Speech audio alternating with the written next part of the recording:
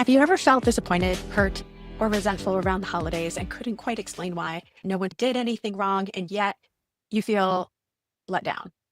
That's often not about the holiday itself. It's about a covert contract. And for LGBTQ plus, polyamorous, or non-normative folks like us, covert contracts show up everywhere, especially during emotionally loaded times like holidays, anniversaries, Valentine's Day, or your mother, father, whatever day.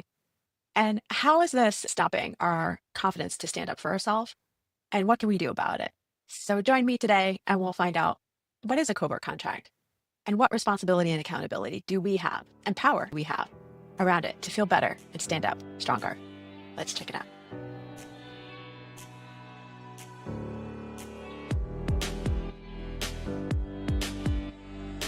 First off, what is a covert contract? A covert contract is an unspoken agreement you're holding internally that the other person doesn't know they've agreed to.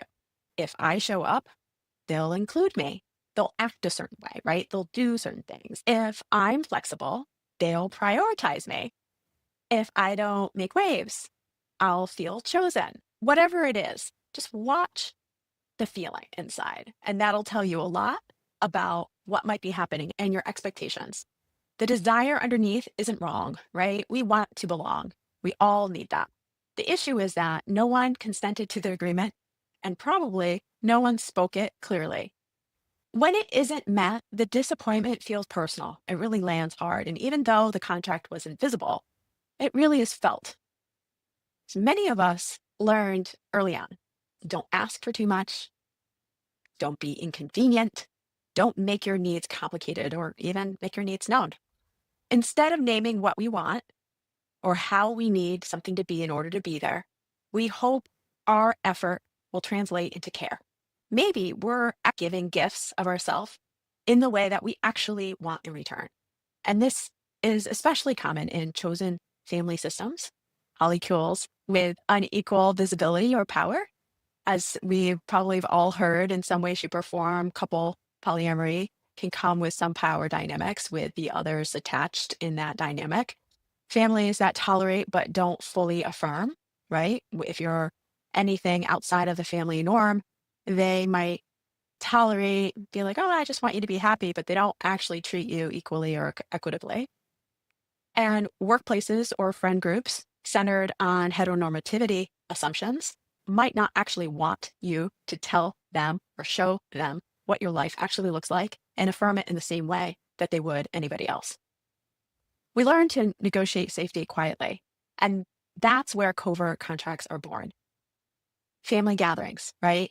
If I bring my partner and behave, they'll finally accept us. When I came out as polyamorous, I had a few different relationships, and there was one where I remember I was very out. I really wanted to be out. One of my partners was like, "We're not going to tell anybody until they like you, and then I'll gradually tell them."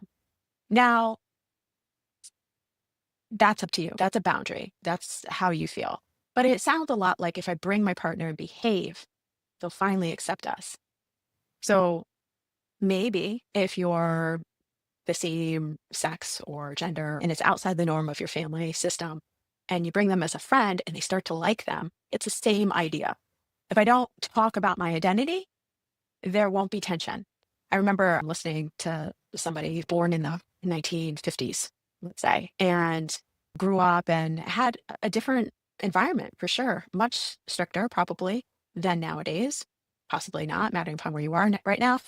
And he found out that he was gay and he was in, I think, military or some very strict environment. And he decided not to talk about it. Don't ask, don't tell. How much are you abandoning your own self? Are you giving yourself the same mutual relationship as anybody else is getting? Probably not. So friends and work environments, if I show up alone, I won't make things awkward. As polyamorous people or people who are dating somebody who's not acceptable in their work or friend environment, it probably feels more safe to just be alone and not have to choose between the partners. If I stay agreeable, I'll belong. Yeah, just agreeing to whatever someone's saying that's totally against everything that you are and believe and do. So I would say a lot of us do this without even realizing we haven't fully moved into who we are. This is about learning how to do that, how to feel it. Sometimes we make a lot of excuses from the things around us that we've been taught. If I'm flexible with scheduling, I'll feel valued. I've had like multiple relationships in the polyamorous lifestyle, or when I started to come out. I don't really like that word, but there is a scheduling thing, right? Because if you're just like friends or work engagements, there's a place where you do need to say, what is it I need to be here in this connection, whether it be work, family, friends? Am I okay with my friend just showing up 30 minutes to 2 hours late? I'm not exactly keen on prospective clients not showing up or clients not showing up. Like, I have boundaries around it. If I have an appointment with somebody and they're late, it's 15 minutes. After that, I'm done. So it's the same idea. If I'm flexible with scheduling, I'll feel valued. I've had relationships where somebody else's pacing is different and I needed maybe more consistent connection.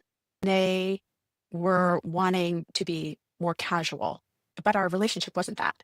It was a long-term system, and I felt like trust wasn't built without it. So are you exceeding your own limits in that type of connection? How do we know that? How do we feel it? I'd say it's a felt sense. This is about our containers. This is about our limits. This is about consent.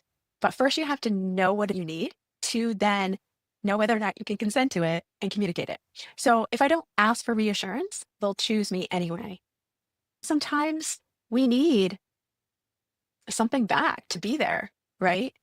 And maybe we're not willing to ask for what we really need. Instead, we might give the gift of reassurance, but not actually ask for what we need. And every time someone asks for something for their need, we might give reassurance.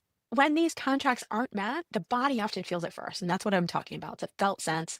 Maybe you have a tight chest or a feeling of resentment, a shutdown, an emotional spiral, and anxiety. And that's telling you something. So before we go further, I want to pause here because this is usually the moment where people turn inward and start blaming themselves. If you're thinking, oh, wow, I do this. Yeah, me too. That doesn't mean you're bad at communication. It means you've been surviving without the tools you deserve.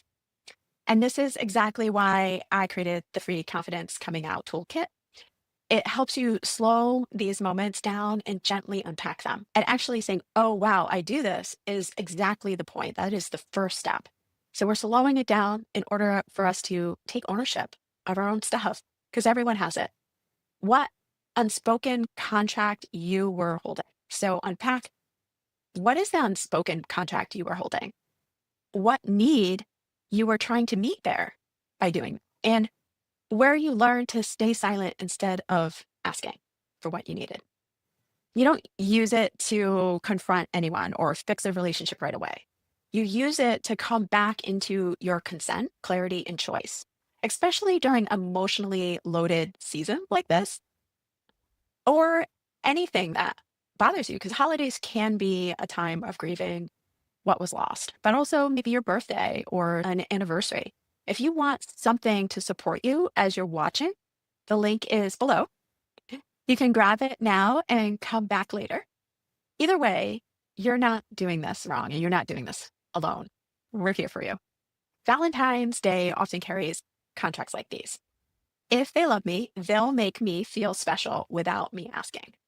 Don't tell them you need certain things. Actually, sometimes people say the opposite. Oh, I don't need flowers. I don't need jewelry. I don't need chocolates, the stereotypical gifts toward female bodies. If I'm low maintenance, I'll still feel important. If I set my bar real low, my expectations will be low enough. That sounds horrible, but your years can also carry some of these things. If we made it through this year, things will finally change, or the number itself means something, like how many years you've been together. If I stay patient, next year will be different. Patience is the gift itself. You're being patient with what you want, but you're not actually speaking about what you want. By giving this gift of patience, you're holding this expectation on the scenario. Next year will be different. If we made it through this year, things will finally change. I'm expecting things to change. Maybe I'll have an anniversary and here's a gift for anniversary, but really, like, it's a gift saying, I'm wanting things to get better here, and I'm showing you that I believe in it. These moments magnify unspoken hopes and unspoken disappointments. And it's felt. right? If you're coming from a place of lack, the other person feels it. Covert contracts don't fail because they're needy. They fail because they were never negotiated. No one agreed to whatever's happening here. Not even you, because you're unconscious around it a lot of the time. They quietly create resentment instead of clarity, self-blame instead of self-advocacy, distance instead of intimacy. And they train us to abandon ourselves while waiting to be chosen. So ask yourself, what am I hoping they'll do without me saying it? What am I giving in exchange for that hope? And sometimes it's patience, right? It's like an intangible thing. It's emotional bandwidth. It's allowing them to come to you all the time with their problems, complaining. It could be spending more time with them than you really have. And what need am I trying to meet indirectly for myself? I think this one is the hardest one. Ask yourself, what am I hoping they'll do without me saying it? And I'm guessing you can think of one scenario in your life, whether it be a family member, a friend, or a loved one, or a work associate, or a boss, or a client. So what am I hoping they'll do without me saying it? What am I giving in exchange for that hope? What need am I trying to meet indirectly for myself? And there's nothing wrong with that need, but I'm guessing you're having a hard time finding out what that is. And that's what the Confidence Coming Out Toolkit's all about, but also the 7-week course that I provide. The work is bringing it into the open, right? First with yourself and then with others. And I'd say first with yourself, please protect that self-care, that self-time that you need in order to bring it out, because that is crucial. So you don't need to demand. You don't need to explode. You don't need to stop caring. I remember I would say, God, I just wish I would not care. But that's not actually the method. But it sounds like it, because what happens is, what am I giving in exchange for that hope?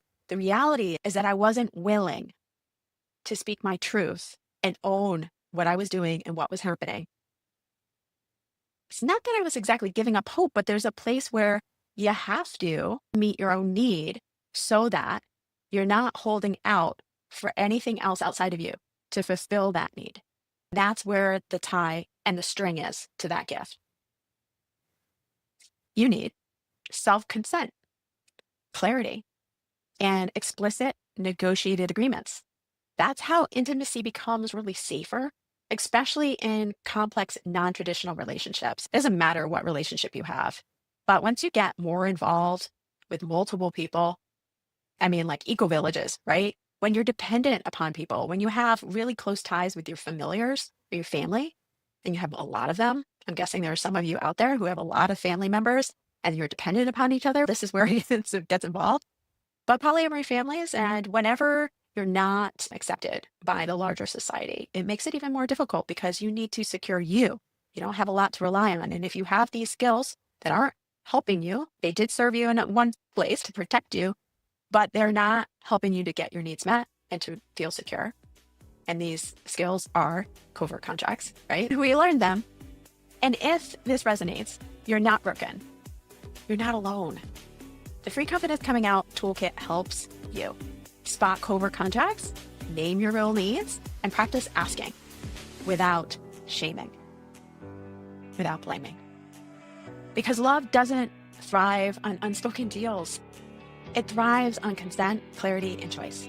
Have a great night or day.